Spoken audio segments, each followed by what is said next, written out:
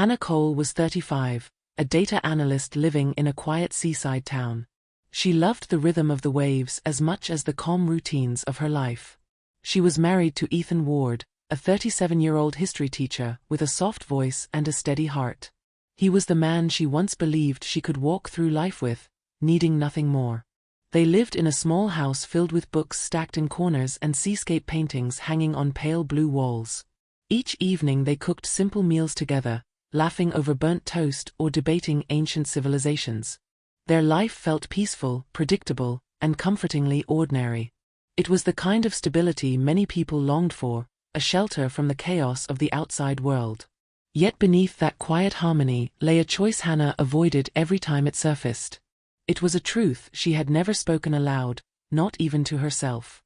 Their marriage looked sweet from the outside, filled with candlelit dinners on quiet weekends. Ethan often drove Hannah to work on rainy mornings, humming old songs as she sipped her coffee. He loved children deeply, always sharing stories about his students with a spark in his eyes.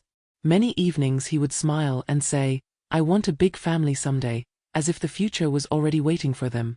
Hannah responded with a soft laugh, brushing the moment away as though it were harmless. She kept telling herself she would tell him the truth one day, though she never decided when that day would come. At the bank, she stood tall as the most confident and capable analyst on the team. Her colleagues admired her sharp mind, and her manager trusted her with the toughest clients. But each time she returned home and opened the front door, her heart tightened with an old familiar weight. Her mother-in-law's voice would echo in the back of her mind, asking, "When will I have a grandchild?" Hannah smiled politely each time, offering gentle excuses that sounded more rehearsed than sincere. She lied because she feared the truth would shatter the fragile peace she and Ethan had built together. In reality, she had never once dreamed of being a mother, not even as a little girl playing with dolls.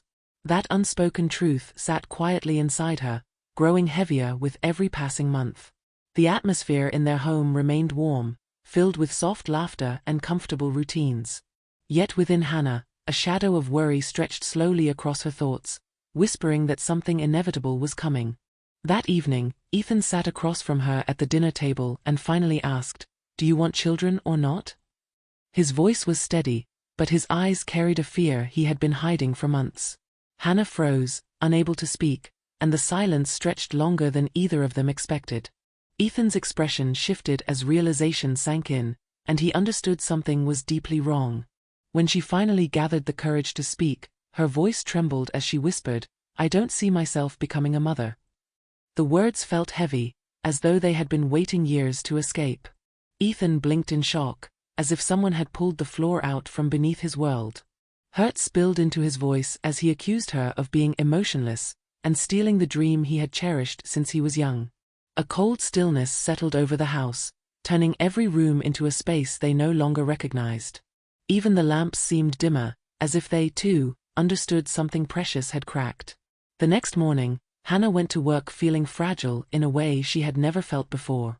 She moved through the office like a ghost, offering polite smiles she no longer had the strength to maintain. That was when Leo Carter walked in, a new client with calm gestures and eyes that held stories of their own. There was something grounded about him, something that felt like solid earth under Hannah's shaking feet. During their meeting, Leo mentioned quietly that he had gone through a divorce. He explained that he and his ex-wife separated because he didn't want children, and society never let him forget it. Hannah was stunned by the unexpected honesty, realizing it was the first time someone understood her without judgment. She felt seen in a way she had been craving for months. They began meeting for coffee after work, talking not about romance but about expectations, choices, and the weight of trying to please everyone. Leo listened without interrupting, and Hannah felt the tension inside her loosen for the first time. However, the office noticed their growing closeness, and whispers began to circle like smoke. Hannah wasn't having an affair, but she sensed she was stepping dangerously close to a line she had never meant to approach. Each message from Leo felt like a lifeline, yet also a reminder of everything broken at home. She wasn't searching for escape, but she couldn't deny that she found comfort where she shouldn't. The fragile balance collapsed one night when she returned home to find Ethan holding her phone. His face was pale with anger as he stared at the screen displaying her coffee messages with Leo. Ethan slammed her phone onto the table and demanded she explain who Leo really was. His voice shook with betrayal, not because he suspected an affair, but because he feared he no longer recognized the woman he loved. Hannah tried to speak, but Ethan cut her off with a wave of his hand and a pained expression. The argument exploded quickly, fueled not by Leo but by the truth Hannah had buried for years. Ethan accused her of running away from family responsibility, his words sharp enough to leave marks.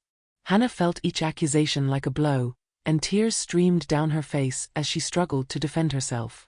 She told him through sobs that she only wanted the freedom to choose the life that felt right for her. But Ethan couldn't understand, and the gap between them widened with every word they said. Later that evening, his mother arrived unexpectedly after hearing Ethan's distressed voice on the phone. She sat in their living room and urged Hannah to think about others for once, her tone gentle but heavy with judgment. Hannah forced a polite smile, but inside she felt the walls closing in. The pressure from both sides became unbearable, as though the air itself had thickened around her. Ethan stood in front of her with the desperation of a man trying to hold on to the last piece of his dream. He issued an ultimatum: cut ties with Leo and agree to have a child, or we end this marriage. The words hit Hannah with a finality she wasn't prepared for, as if someone had torn the foundation of their relationship apart. She stared at Ethan, realizing that love was no longer a refuge but a battlefield where she was expected to surrender. Her voice cracked as she whispered that she couldn't make a promise she didn't believe in. Ethan turned away, refusing to meet her eyes, and the silence that followed felt like the end of something once beautiful. Feeling broken and suffocated, Hannah packed a small bag while Ethan remained motionless on the sofa. She moved quietly, afraid that if she looked back even once, she would crumble completely. As she stepped outside into the cold night air, her heart felt both heavy and strangely clear. She closed the door behind her, leaving Ethan alone in the dimly lit room where their dreams once lived. The house that once echoed with laughter now sat in silence, holding only the shadow of what they used to be. And somewhere deep inside, Hannah understood that walking away was the first real choice she had made for herself in years. Hannah rented a small room near the sea, choosing simplicity over everything she had left behind. She filled the space with only the essentials, reminding herself she didn't need much to breathe again. She lived in quiet solitude, letting the sound of waves replace the conversations that once filled her evenings. Each echo of the tide felt like a gentle reminder that the world kept moving, even when her life felt paused. Long nights stretched endlessly as she questioned every decision she had made. She wondered if walking away from Ethan meant she had failed as a partner or as a wife. But whenever she imagined forcing herself to have a child just to keep someone else happy, a knot tightened in her chest. It reminded her that fear was not the right foundation for a family, nor was sacrifice that erased her identity. A close colleague, Maria, invited her for tea after noticing her distant expression at work. Maria listened without judgment and gently encouraged her to be honest with herself first, before trying to please anyone else. Those words lingered with Hannah for days, soft but powerful in their clarity. She realized she wasn't a bad person for wanting something different from everyone around her. She wasn't selfish, she was simply human, navigating choices that held weight and consequence. And for the first time in weeks, she allowed herself to breathe without guilt. The first spark of relief came late one evening as she opened her journal. She wrote a single line that felt like truth breaking through the storm: life doesn't have to match other people's expectations. The sentence steadied her trembling hands and softened the ache inside her chest. It was the beginning of accepting that her path could still lead to peace, even if it didn't look like the one she left behind. Hannah began each morning with a slow jog along the shoreline, letting the wind brush against her skin like a quiet promise of renewal. She spent evenings reading books about personal freedom, identity, and the courage to live without apology.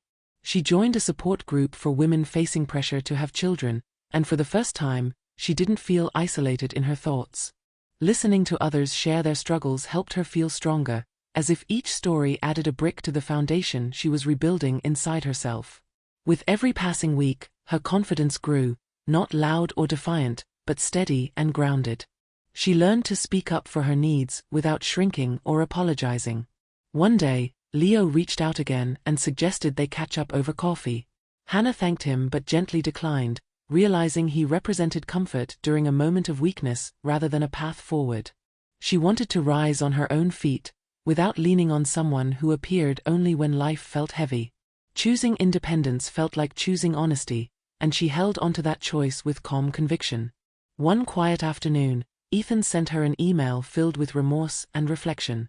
He admitted he had spoken from a place of fear and frustration, not understanding how deeply his words had cut her. They agreed to meet at a nearby park, sitting on opposite ends of a bench like two people who once shared everything. Their conversation was soft, careful, and more truthful than any conversation they'd had in years. Ethan confessed that he had placed too many expectations on her shoulders, assuming love meant sameness rather than understanding. Hannah acknowledged that she should have spoken her truth earlier, instead of letting silence build walls neither of them knew how to tear down.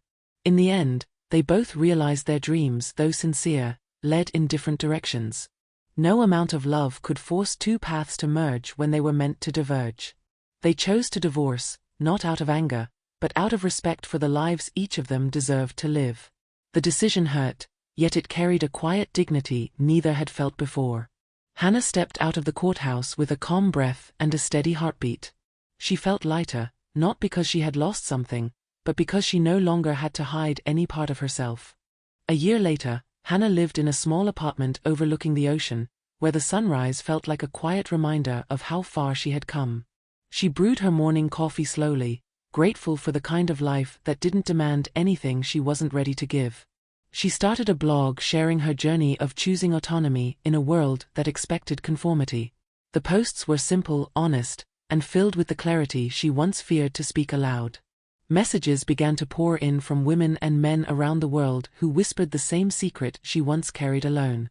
They thanked her for giving shape to feelings they hadn't been brave enough to express. Hannah realized her purpose was never tied to a traditional family path. It lived instead in helping others find their voice, their truth, and the courage to live it fully. Her life wasn't loud or dramatic, but it felt deeply her own. Every choice, every boundary, every quiet victory. She understood now that peace doesn't arrive when everything is perfect. It arrives when you stop betraying the person in the mirror.